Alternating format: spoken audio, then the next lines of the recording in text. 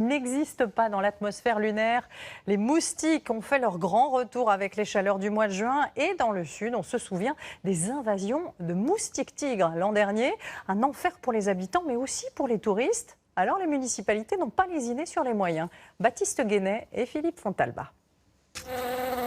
Avec les beaux jours, il est de retour pour vous piquer. On voit des nuages de moustiques. Moi personnellement j'ai un jardin, je ne peux pas aller jusqu'au fond du jardin parce que c'est piqûre sur piqûre. Pour empêcher les moustiques de pondre, les habitants de cette résidence de La Ciotat vident régulièrement tous les contenants d'eau.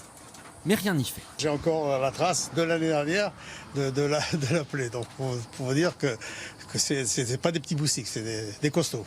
La source de ces problèmes, c'est ce bassin juste en face. Des millions de moustiques peuvent naître ici. Tous les immeubles autour vont être très ennuyés par la présence des moustiques. Mais le problème, c'est que des bassins comme ça, on en construit pratiquement à chaque paquet d'immeubles.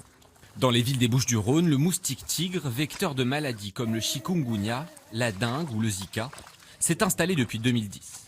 Il cohabite avec le moustique des marais, dont voici les larves. On cible des espèces qui ont un fort pouvoir de dispersion, c'est-à-dire qu'ils vont aller envahir au niveau des communes voisines, à savoir les Aedes caspus et Aedes detritus, qui sont vraiment des moustiques autochtones typiques.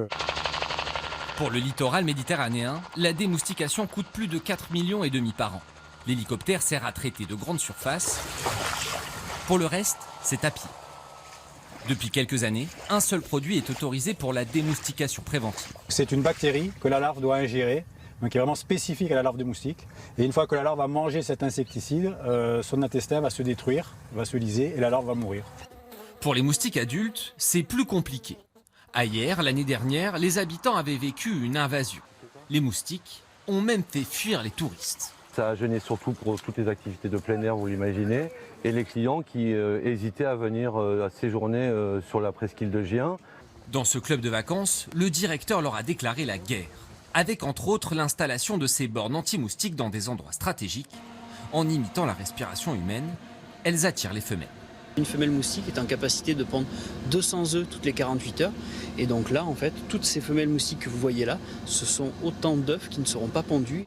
Pour l'instant, elles ont donné satisfaction. La mairie de Hyères a même décidé d'en installer 160 dans le reste de la ville. Contre les moustiques, la municipalité a dépensé 700 000 € cette année.